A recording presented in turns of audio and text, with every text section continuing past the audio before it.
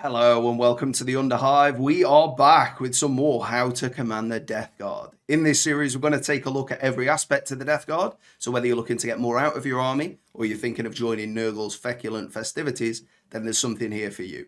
Now, to begin with, one thing to note about Warzone Nephilim is that you don't have to take a Warlord trait necessarily.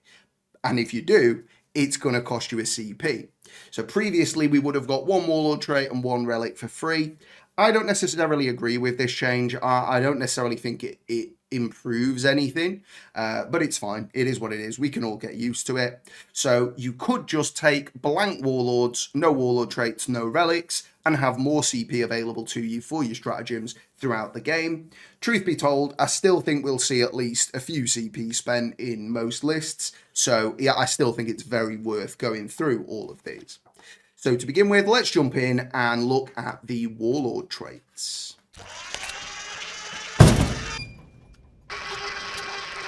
So first up, we've got Revoltingly Resilient. So this is a revival of the old Disgustingly Resilient. It gives your Warlord a 5-up, Feel No Pain.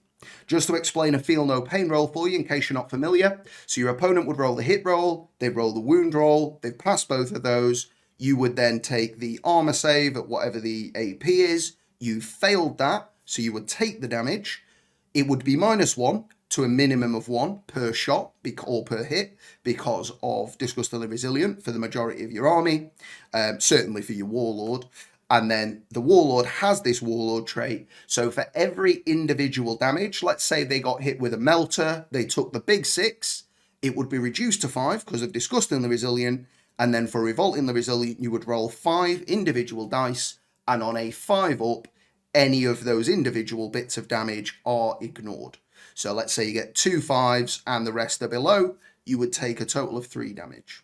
So it is a fantastic additional bit of durability, very straightforward, very new player friendly. Personally, this is my go-to, and then if I'm taking something else, it is because I think that is more useful than this in a given game. Next up, Living Plague. Living Plague, whilst an enemy unit is within 3 inches of this Warlord, and therefore affected by the Living Plague aura, that unit cannot be affected by aura abilities of units from your opponent's army, so they are not subject to any buffs that they would otherwise be getting, excluding those that are from psychic powers. So you can't shut down the abilities your opponent got off. Bear in mind, your opponent had to roll to pass a certain result to get that, and you probably had the option to deny, given you will have psychers in your army most of the time. So they've already got through 2 hurdles to get to that point. I think it's fair enough that Living Plague doesn't just snuff that out as well. But otherwise, things like, say, a captain, they have their right to battle aura, while a friendly chapter core unit is within 6. Each time that model makes an attack, reroll a hit roll of 1. Things like Guilliman do that for both hits and wounds, and Guilliman with his recent point drop is sure to see the table a bit more frequently. So Living Plague, get that close to that big aura-giving character, and any of the units nearby, and those cannot be affected by that buff. So yeah, a fine aura to take.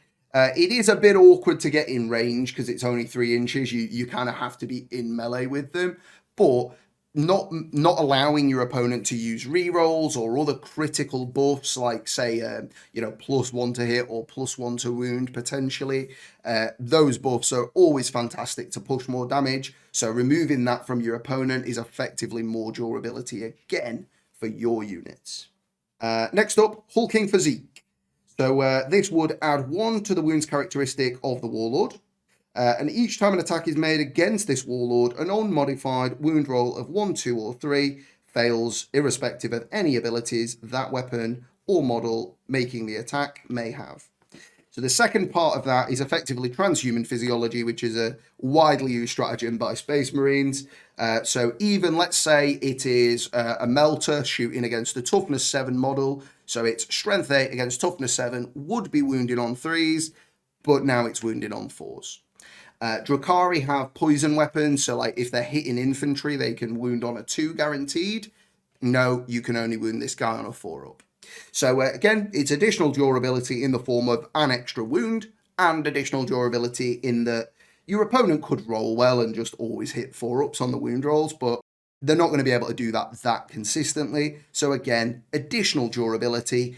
I don't think it's as general purpose as Revoltingly Resilient, because another point to add to Revoltingly Resilient is that does affect mortal wounds. It is any damage that goes through. So normally mortal wounds are a great source of damage against Astartes because of their great armor. Mortal wounds bypass that, but they don't bypass Revoltingly Resilient. You still get that 5-up feel no pain whenever any individual damage is taken. Whereas Hulking Physique, it's good if you know you're coming up against really heavy firepower or really heavy melee threat, like say Knights or Chaos Knights, but you don't always know that's what you're coming up against at the point you pick this. So I would generally favour Revoltingly Resilient. Next up, we have Arch Contaminator. So while a friendly Plague Company core unit, so this is really just Plague Marines and your Terminators of both flavours, while a core unit is within 6 of the Warlord, each time a model makes an attack with a Plague weapon in melee, you can re-roll the full wound roll. So if you're fighting an uphill battle, Plague Marines versus, a tank or a knight or something, high toughness, they're not necessarily going to be getting the better end of that wound roll trade. With Arch Contaminator, you go, well, yeah, fair enough, I'm only wounding on 5s, but I can re-roll everything, so I'm going to hit those 5s a bit more frequently. And each time a model in this unit makes a ranged attack with a plague weapon on a target that is within 12 inches, so it's a close range melee attack, arguably, that's not a thing, it's just common parlance. If you're within 12, it's fairly close range, you can re-roll the wound roll as well. So you can't use blight launchers to shoot the full 24, getting full re-rolls, but if you shoot in something close up, then you can have the full re-rolls on that if you're within 6 of the Arch Contaminator bearing Warlord. Number 5, Rotten Constitution. Add 1 to the toughest characteristic of the Warlord. So again, that's going to give them the better end of those wound rolls. Make it so that they're being wounded on 5s instead of 4s, or perhaps 6s instead of 5s. Not always going to affect every breakpoint, but it can. And each time an attack with an armor penetration characteristic of -1 or -2 is allocated, the attack has an armor penetration characteristic of 0 instead. Firstly, I just don't think you need to take this Warlord trait. It's outdated now. You don't need it. But if you want to take it, the way I understand it is, if the attack is AP2, it becomes AP0. If the attack is AP3, Armor of Contempt would reduce the AP to AP2 in terms of the effect it has on you. But the profile your opponent is using is AP3. So you don't get to fully ignore it because it's not an AP1 or 2 attack. It's an AP3 attack that, because you have Armor of Contempt, acts as AP -2. So you're not getting to wipe out AP -3 with it. It's not, super effective. I haven't seen anything from GW confirming that was their intention, so I don't think that was the case. Could be wrong. It could be the case, because that would at least keep it relevant if it does work on AP3, but I just don't think that was the intention. It just makes too many good weapons crap, and that's just not the point of, making those weapons cost extra. So I think Rotten Constitution, probably not going to be bothered with. And then the last one there, Foul Effluence. While an enemy unit is within 6 of the Warlord, at the end of the movement phase, roll 1d6 for that unit, and on a 4-up, they suffer 1 mortal wound.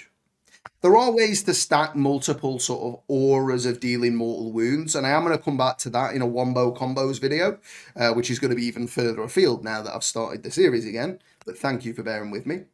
I just don't think this is the best effect for it. It can form part of that Wombo combo where you go, right, you take a mortal wound now because of this, you take 2 mortal wounds now because of this, another mortal wound now because of this, now it's the psychic phase, take some more mortal wounds, and then we're going to charge the last guy. So there are ways to really stack it up, but I just don't think it's needed. Given the direction that the rest of the recent buffs have gone in, I just don't think you need to take that at all. So just to summarize, for me, Revoltingly Resilient is the best because it's just general extra durability, and it's the only one that adds durability against mortal wounds, which are a key pain point for Death Guard, who otherwise don't have a defense against them anymore. besides denying psychic powers, I suppose. And then next up would probably be Arch Contaminator to get that force multiplier. Re-rolling the wound roll is always nice, improves consistency. And then the rest kind of fall in behind that. So Hulking Physique, if you want another durable character, it's fine on top of Revoltingly Resilient on, one has got that and one has got the other. You can't double down in this codex and give somebody both because that would be a bit too much, I think. And then, yeah, I think Living Plague is also pretty good. Shutting down auras, even if it's just rerolls, can be strong, but there are other auras in the game that you would even be even happier to have shut down. Well, thanks so much for watching. Really does mean a lot. If you'd like to get involved, whether it's a like, a comment, a sub, I really do appreciate it. So thank you so much for everybody that has so far, and if you plan to do so today. But otherwise, thank you so much for watching, and I will see you next time in the Underhive.